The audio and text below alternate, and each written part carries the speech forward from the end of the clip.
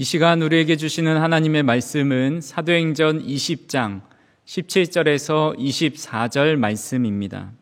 바울이 밀레도에서 사람을 에베소로 보내어 교회 장로들을 청하니 오매 그들에게 말하되 아시아에 들어온 첫날부터 지금까지 내가 항상 여러분 가운데에 어떻게 행하였는지를 여러분도 아는 바니 곧 모든 겸손과 눈물이며 유대인의 관계로 말미암아 당한 시험을 참고 주를 섬긴 것과 유익한 것은 무엇이든지 공중 앞에서나 각 집에서나 거리낌 없이 여러분에게 전하여 가르치고 유대인과 헬라인들에게 하나님께 대한 회개와 우리 주 예수 그리스도께 대한 믿음을 증언한 것이라. 보라, 이제 나는 성령에 매어 예루살렘으로 가는데 거기서 무슨 일을 당할는지 알지 못하노라. 오직 성령이 각 성에서 내게 증언하여 결박과 환난이 나를 기다린다 하시나 내가 달려갈 길과 주 예수께 받은 사명 곧 하나님의 은혜의 복음을 증언하는 일을 마치려 하면은 나의 생명조차 조금도 귀한 것으로 여기지 아니하노라. 아멘. 사람은 누구나 유토피아를 꿈꾸며 살아갑니다. 유토피아는 인간이 생각할 수 있는 최선의 상태를 갖춘 완전한 사회라고 할 수 있습니다. 또는 자신의 꿈을 이룬 곳일 수도 있고 때로는 부와 명예를 다 쌓아서 이 세상에 걱정과 근심이 없는 그런 삶을 사는 곳으로 생각하는 곳이 바로 유토피아입니다. 성도님들은 만약에 유토피아에 이르게 된다면 어떤 기분이 들 것 같습니까? 아마 너무나도 즐겁고 기쁘고 행복한 마음이 들 것입니다. 러시아를 대표하는 대문호 중에 한 명인 도스토예프스키는 유토피아에 대해서 이렇게 비평을 했습니다.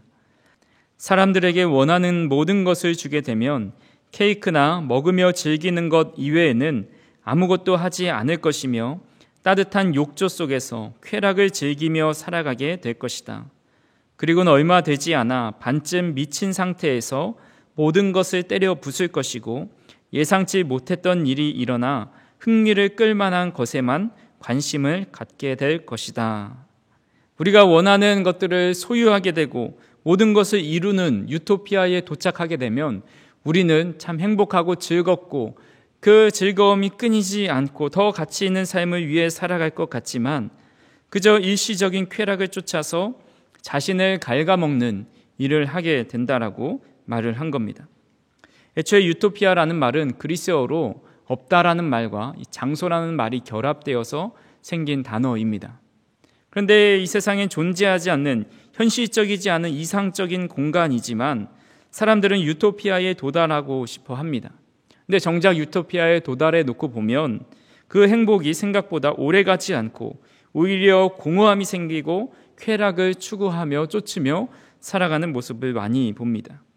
이런 현상이 일어나게 되는 이유는 바로 삶의 목표가 사라졌기 때문입니다. 제가 인터넷에서 어떤 여성분이 쓴 글을 읽어본 적이 있습니다. 그분은 늘 죽고 싶다라는 말을 입에다가 달고 살았다고 합니다. 공부를 못해도 죽고 싶고 뚱뚱해서 죽고 싶고 가난해서 죽고 싶고 무시당해서 죽고 싶고 이런 것 때문에 죽고 싶어하는 나 자신을 보니 죽고 싶은 마음이 드는 겁니다.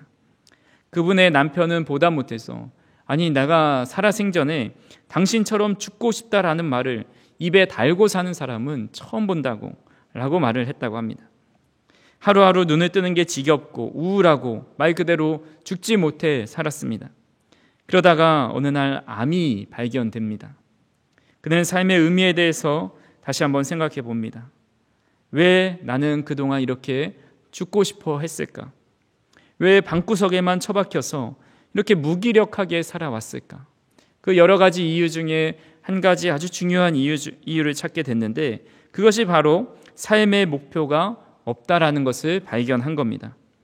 고귀한 목표, 꿈, 간절한 바람이 없어서 죽지 못해 살아가고 있는 겁니다.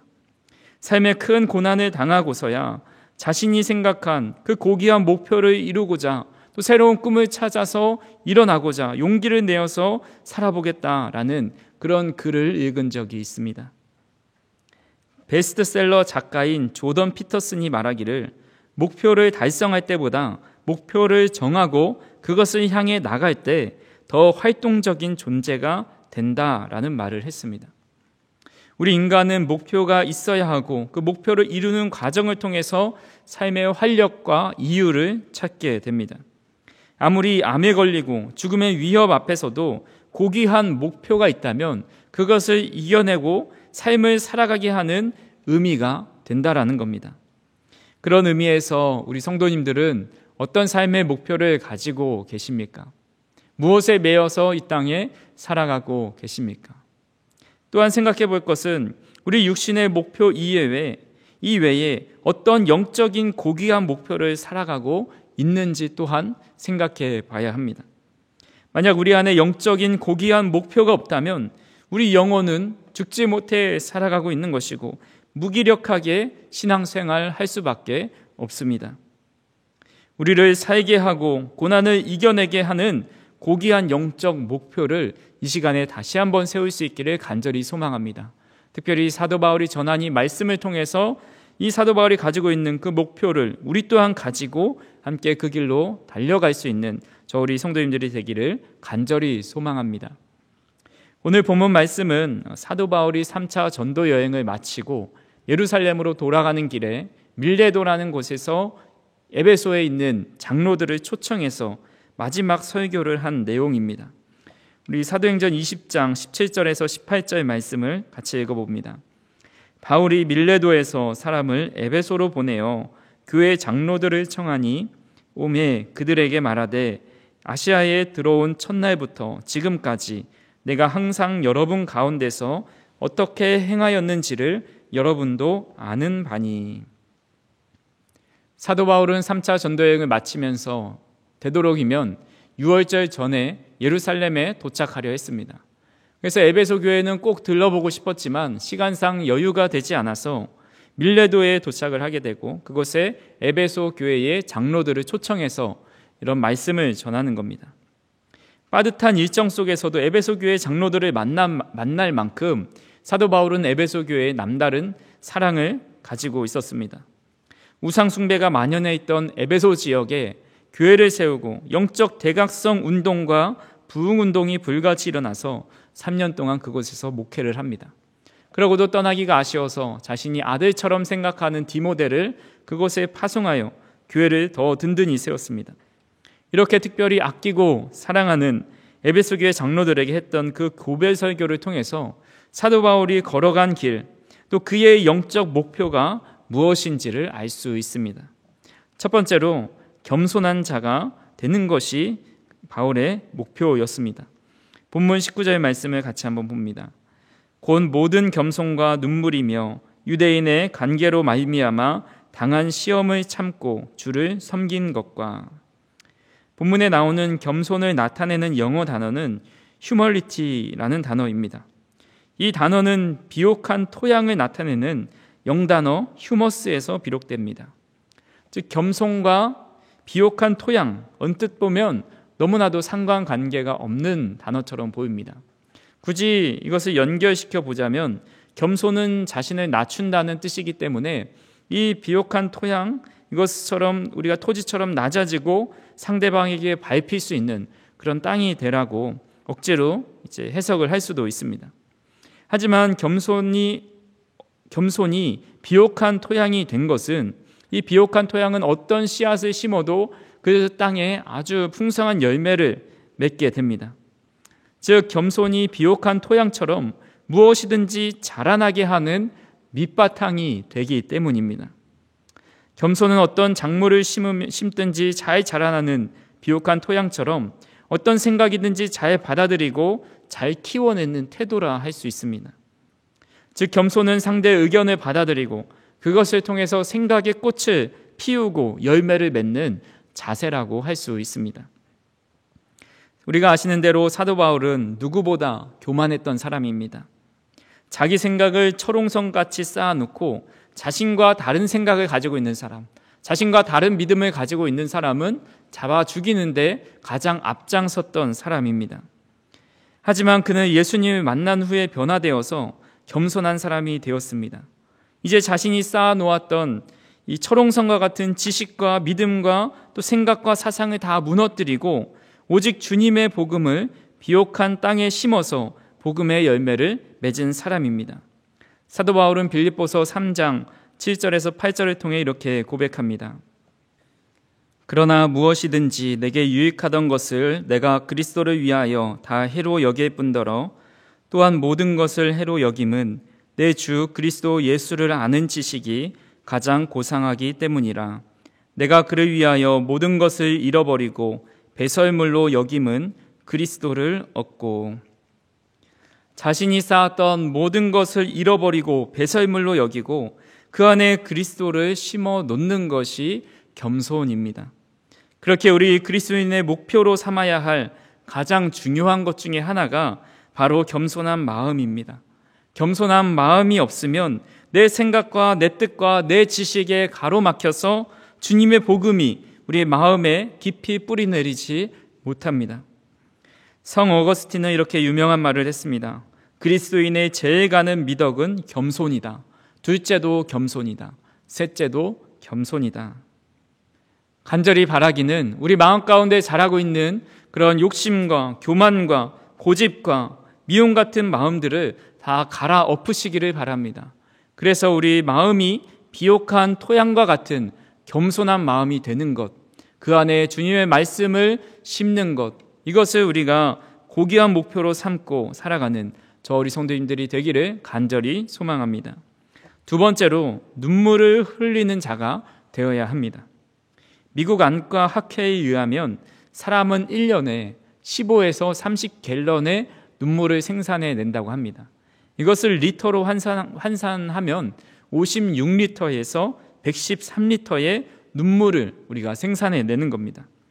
생각보다 많은 양의 눈물이 1년 동안 나오지 않습니까? 사람의 눈물을 흘리는 이유는 다양하지만 크게 세 종류로 나눠진다고 합니다. 첫 번째로 눈에서 이제 나오는 기본적인 눈물입니다. 이 눈물은 세 가지 목적이 있습니다. 눈을 편안하게 하고 눈의 영양분을 보충하고 눈이 건조해지는 것을 방지합니다. 또 두 번째로 반사적인 눈물이 있습니다. 자동차 와이퍼의 워셔액처럼 무언가 이물질이 우리 눈에 들어왔을 때, 자극과 고통이 발생했을 때 즉각적으로 나는 눈물입니다. 이것을 통해서 이물질을 씻어내고 눈 표면을 깨끗하게 해주는 것이죠. 세 번째로 감정의 영향을 받아 흘리는 감정의 눈물이 있습니다. 슬플 때, 고통당할 때, 분노가 일어날 때, 이런 감정의 상태에 이를 때 눈물이 나고, 때로는 너무 행복할 때, 모든 것을 다 이룬 성취감에 압도되었을 때 눈물이 납니다. 이런 세 가지 눈물 중에 바울이 흘린 눈물은 당연히 감정의 영향을 받아 흘린 눈물입니다. 사도 바울은 누구보다 뜨거운 열정을 가지고 있었고 누구보다 뜨거운 눈물을 가지고 있었습니다. 바울은 눈물로 에베소 교회를 섬겼습니다. 사도행전 20장 31절 말씀입니다. 그러므로 여러분이 일깨어 내가 3년이나 밤낮 쉬지 않고 눈물로 각 사람을 훈계하던 것을 기억하라. 아멘. 사도 바울은 3년이나 눈물로 에베소 교회를 섬겼습니다. 근데 에베소 교회뿐만 아니라 빌립보 교회를 향해서도 이렇게 말합니다. 빌립보서 3장 18절 말씀입니다. 내가 여러 번 너희에게 말하였거니와 이제도 눈물을 흘리며 말하노니 여러 사람들이 그리스도의 십자가의 원수로 행하느니라. 아멘. 그가 빌립보 교회를 향해서 내가 여러 번 눈물을 흘리며 말했다라고 말을 합니다. 또한 고린도 교회를 향해서도 눈물의 편지를 쓰죠.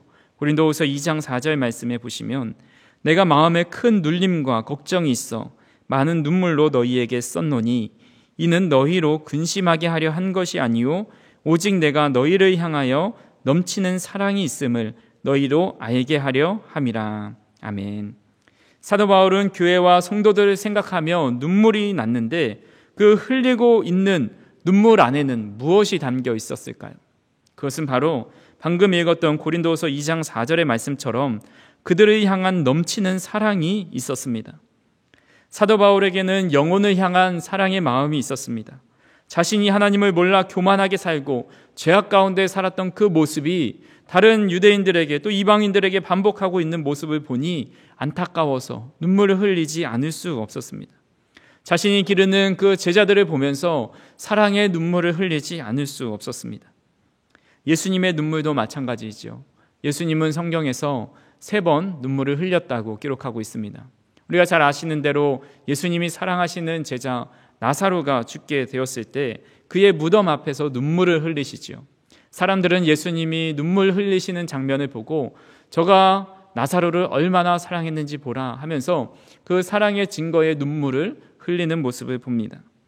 또한 겟세마네 동산에서 땀방울이 핏방울이 되도록 기도하실 때 히브리서 기자는 이렇게 말합니다. 심한 통곡과 눈물로 간구와 소원을 올렸다라고 기록합니다. 심한 통곡과 또 눈물을 흘리면서 하나님 앞에 기도했다라는 것이죠. 또 한 번은 십자가를 지시려고 예루살렘에 입성하셨을 때 그때 예루살렘 성을 보시고 우십니다. 유대인들에게 복음이 주어졌건만 받아들이지 않는 그 자신의 종족들을 향해서 안타까운 눈물을 흘리고 있는 겁니다. 지금 우리가 살아가는 이 시대는 눈물이 메마른 시대입니다.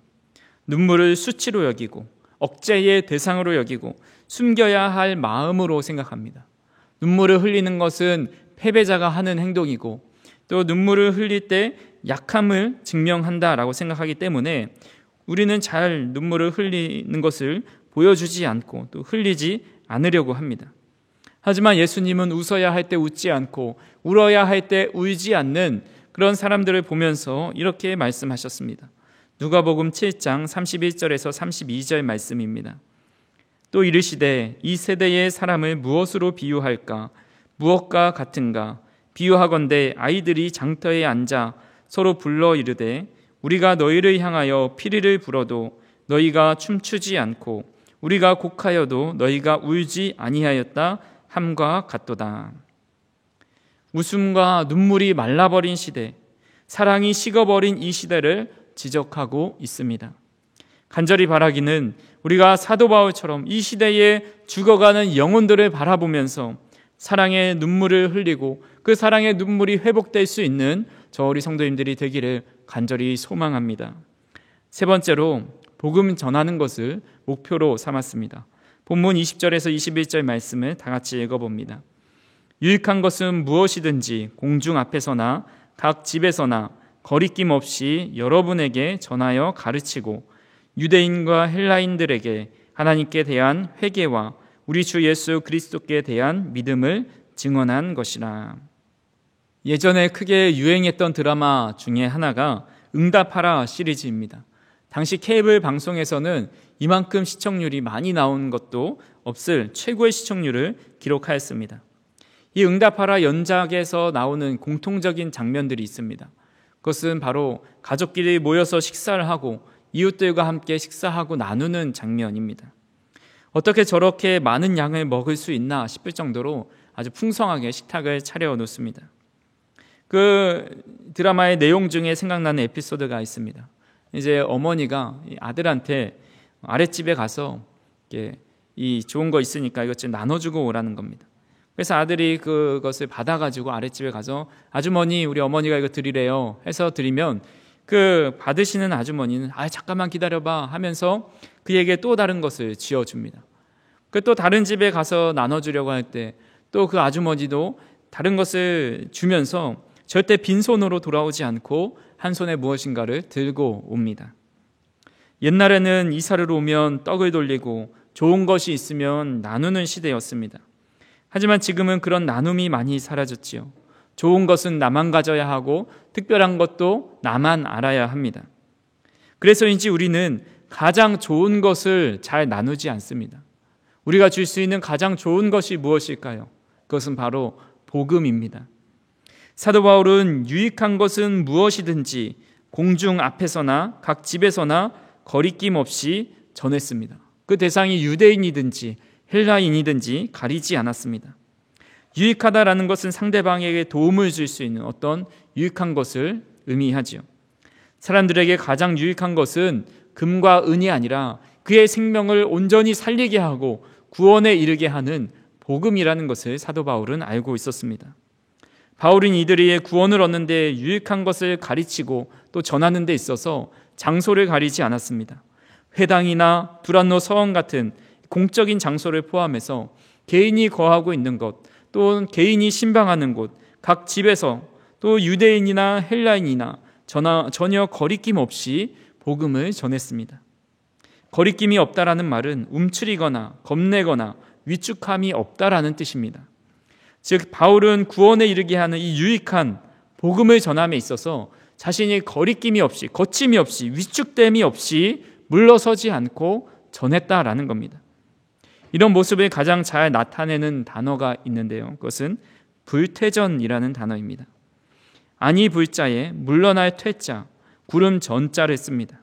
한번 도달한 수행의 지위에 물러서지 아니한다는 뜻이고 심신이 두터워 흔들리지 않는다라는 뜻입니다. 물론 이 단어는 불교 용어로 많이 쓰이지만 개인적으로 이 단어가 주는 의미가 참 도전이 되고 또 좋은 의미를 가지고 있다라고 생각합니다. 우리는 복음의 진리 앞에서 물러서는 삶이 아니라 사도 바울처럼 물러서지 않는 불퇴전의 모습으로 살아가야 한다는 것이죠. 하나님의 복음의 역사를 보면 어떤 면에서는 참 효율이 없다라는 생각을 합니다. 태국을 보시면 한국뿐만 아니라 다른 세계 각지에서 꾸준히 선교사를 파송하고 있습니다. 그럼에도 불구하고 개신교 선교 역사 180년이 넘었지만 지금도 여전히 1%대의 복음화율, 어쩔 때는 1% 미만대의 복음화율을 기록하고 있습니다. 미얀마 샨족은 160년 전에 기독교가 들어갔지만 여전히 복음화율이 1% 미만입니다. 무슬림 인구가 가장 많은 인도네시아에서는 기독교인을 참수하는 사건들, 또 교회에 폭탄 테러를 일으키는 그런 일들을 일삼고 있습니다. 이렇게 오랜 시간 동안 열매가 없어 보이고 또 큰 어려움 속에 때로는 죽음을 당하면서도 왜 이렇게 하나님의 선교는 계속 이루어지고 있는 걸까라는 생각을 합니다. 그것은 복음이 가장 좋은 것이기 때문에 그 좋은 것을 전해주고자 하는 그 열정과 그 마음이 그들 가운데 있기 때문에 그것을 누구도 막을 수 없기 때문입니다. 가장 좋은 것을 나누는 삶, 전도하는 삶을 목표로 삼는 자들이 아직도 있기 때문입니다. 우리 교회도 매주 목요일 날 모여서 전도를 하고 있습니다. 그런데 이 전도를 드리는 시간, 또 헌신하는 헌신, 이 노력에 비해서 때로는 한 사람도 이렇게 직접적으로 이야기를 못하고 돌아오는 날도 참 많이 있습니다. 하지만 우리 나가는 전도를 나가는 분들은 베드로가 은과 금은 없지만 내게 있는 가장 귀한 것을 주는 마음, 이 복음과 예수 그리스도를 전하고 주는 마음을 가지고 나가고 있습니다. 혹 몸이 지치고 힘들고 눈에 보이는 열매가 없다 할지라도 그런 불퇴전의 모습으로 전도를 감당하고 있는 것입니다. 사랑하는 성도 여러분, 우리가 집에 있든지 직장에 있든지 삶의 어느 자리에 있든지 그 대상이 헬라인이든지 유대인이든지 가리지 않고 가장 좋은 것을 나누고 전하는 삶을 목표로 살아갈 수 있기를 간절히 소망합니다. 우리는 고귀한 목표로 삼아야 할 세 가지에 대해서 살펴보았습니다. 첫 번째로 겸손해야 되고, 두 번째로 사랑의 눈물을 회복하는 것이고, 세 번째로 어떤 상황에서도 복음을 전하는 삶을 목표로 우리는 달려가야 합니다. 달려간다는 것은 원어적으로 어떻게 산책을 하고 느긋하게 주변을 둘러보며 이렇게 다니는 삶이 아닙니다. 힘차게 숨이 막힐 정도로, 숨이 찰 정도로 달려가는 것이 바로 달려간다라는 원어의 뜻입니다. 고귀한 목표를 향해서 멈추지 않고 숨이 헐떡거릴 정도로 달려가는 것이죠. 그런데 중요한 것은 고귀한 목표를 향해 우리는 온전히 끝까지 달려갈 수가 없다라는 겁니다. 우리 힘으로 가려고 하면 금세 숨이 차고 힘들어서 그 길을 포기해 버립니다. 그렇다면 어떻게 그 길을 끝까지 달려갈 수 있을까요? 본문 22절 말씀을 같이 한번 읽어봅니다. 보라, 이제 나는 성령에 매여 예루살렘으로 가는데 거기서 무슨 일을 당할는지 알지 못하노라.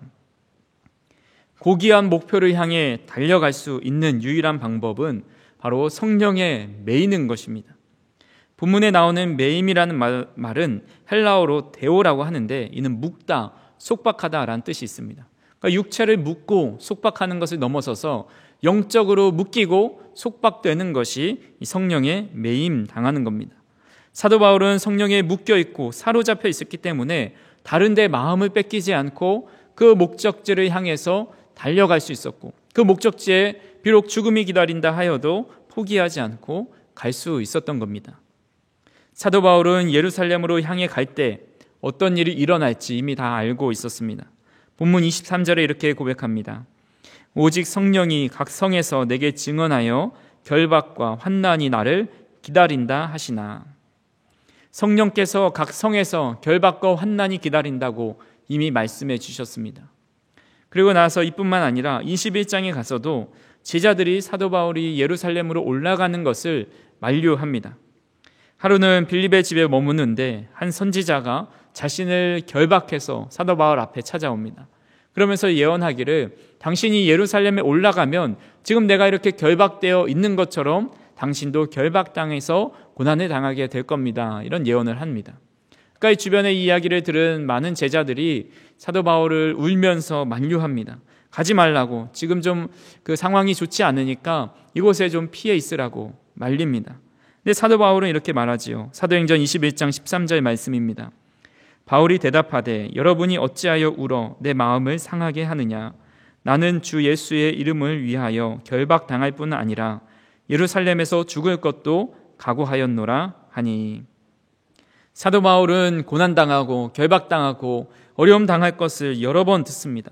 그럼에도 그 결박과 환난을 향해서 죽음을 각오하고 하나님께서 주신 그 목표를 향해 달려갑니다. 이 모습이 바로 성령에 매여서 완전히 사로잡힌 모습입니다. 미국 북장로교 선교부에서 최초로 우리 한국 땅에 파송한 선교사의 이름은 바로 존 헤론 선교사님입니다. 이분은 1885년 6월 21일 27살의 나이로 우리 조선 땅에 입국합니다. 한국에서 5년 동안 선교하시다가 1890년 여름에 각종 전염병이 창궐하여서 수많은 사람이 생명을 잃어가고 있을 때 자기 몸을 아끼지 않고 환자들을 치료해 주었습니다. 그러다 더위와 과로에 지쳐서 결국 자신도 이지를 겪게 되고 3주 동안 앓다가 낯선 한국 땅, 조선 땅에서 이 젊은 아내와 두 딸을 두고 결국 순교합니다. 존 헤론 선교사님은 양화진에 최초로 묻힌 선교사가 되지요. 존 헤론 선교사님은 사실 한국까지 선교하러 오지 않고도 다른 방법으로도 선교할 수 있으셨습니다. 이 선교사님은 미국 테네시 의과대학이 생긴 이래로 가장 우수한 성적으로 졸업을 하셨습니다. 수재였습니다. 교수들은 이 존 헤론 선교사님에게 대학의 교수로 남아달라고 간곡히 요청합니다. 하지만 교수 자리를 거절하고 한국에 선교하러 오십니다. 존 헤론 선교사님은 왜 젊은 나이에 이 아무것도 없는 조선 땅에 모든 가족을 이끌고 오셨던 것일까요? 제가 아는 선교사님 중에 안경달 선교사님이라는 분이 있습니다. 이분은 CCC에서 일본 선교를 담당했던 분입니다. 이분은 교회에서는 장로였고 학교에서는 교장이었습니다. 그분은 좀 더 의미 있는 삶을 살려고 고민하던 끝에 성령을 체험하게 되고 또 그 자리에서 바로 선교사로 지원합니다. 은퇴가 3, 4년밖에 남지 않았지만 조기 은퇴를 해서 CCC 간사로 지원해 일본으로 떠납니다. 그분이 많은 나라 중에서 일본을 선택한 이유가 있습니다. 선교사님의 학창시절 때는 선교사님 형님께서 일본 사람에게 맞아 죽게 되는 사건이 있었습니다. 그때 일제시대였기 때문에 그렇게 돌아가신 분이 참 많이 있었죠. 그러니 얼마나 일본 사람들에 대한 증오심이 있었겠습니까? 선교지를 놓고 기도할 때 주님, 저는 일본만은 안 됩니다. 일본만은 가기 싫습니다. 다른 곳으로 보내주세요 라는 기도를 할수록 계속해서 일본이 마음에 걸립니다. 그때 하나님께서 주신 말씀이 있다고 합니다. 내가 지은 죄가 크냐? 일본 사람이 내게 지은 죄가 크냐? 나는 너를 사랑하였는데 너는 왜 그들을 용서하지 못하고 있느냐? 그 음성을 듣고 일본 선교를 위해 은퇴하시고도 계속해서 오랫동안 사역을 이어가셨습니다. 제가 앞에 봤던 사진은 함께 비전 트립을 갔었던 때인데 이미 한 7, 8년 전입니다. 그때 연세가 80대 초반이셨습니다. 그런데도 누구보다 젊고 활기차고 기쁘게 선교하는 모습을 보았습니다. 먼 타지에서 좋은 교수의 자리를 버리고 조선 땅에 오신 존 헤론 선교사님이나 자신에게 원수와 같은 나라에 가서 선교하는 안경달 선교사님이나 이분들의 공통점이 무엇이겠습니까? 바로 성령에 매여 있다라는 겁니다. 성령에 매여서 한 번도 가본 적 없고 본 적도 없는 사람들, 미개한 나라 조선 땅에 와서 선교할 수 있었고 자신의 원수와 같은 나라에 가서 복음을 전할 수 있었습니다. 학자들에 의하면 사도 바울이 복음을 전하기 위해 걸었던 거리가 약 16만 킬로라고 합니다. 16만 킬로가 얼마나 먼지 가늠이 되지 않아서 제가 한번 찾아봤습니다. 우리나라에서 미국 로스앤젤레스까지가 9,500km가 넘는다고 합니다. 또 미국 로스앤젤레스에서 남미 대륙 끝까지의 거리가 16,000km입니다. 우리 서울에서 남미 브라질까지 비행기 타고 가는 거리가 16,000km 정도 됩니다. 이 정도 거리를 걸으려면 2,000만 보를 걸어야 합니다. 하루에 10,000보씩만 걸어도 2,000일을 걸어야 하는 거죠. 엠파이어 스테이트 빌딩을 6,345번 오르내려야 하고 신발이 최소한 25켤레가 필요하다고 합니다. 변변한 교통수단도 없던 그때에 무엇이 사도 바울로 하여금 긴 거리를 여행하면서 복음을 전하게 하고 또 그 고난을 다 감당하게 하셨던 것일까요? 그것은 바로 사도 바울은 성령에 매여 있었기 때문입니다. 성령에 매여서 고귀한 목표를 향해서 끊임없이 달려갈 수 있었다라는 것이죠. 사도 바울은 이렇게 고백합니다. 오늘 본문 24절 말씀입니다. 내가 달려갈 길과 주 예수께 받은 사명 곧 하나님의 은혜의 복음을 증언하는 일을 마치려 하면은 나의 생명조차 조금도 귀한 것으로 여기지 아니하노라. 사랑하는 성도 여러분, 우리는 어떤 목표를 향해 달려가고 있습니까? 무엇에 매여서 이 땅을 살아가고 있습니까? 우리가 달려갈 길, 우리가 가져야 할 고귀한 목표는 겸손함과 또 영혼을 사랑하는 눈물과 복음을 증언하는 일이 되어야 합니다. 간절히 바라기는 우리는 이 세상에 돈에 매이고 명예에 매이고 집에 매이고 자녀들에게 매이고 세상에 매여 있는 모든 것들이 주님 안에서 풀려질 수 있기를 주님의 이름으로 축원합니다.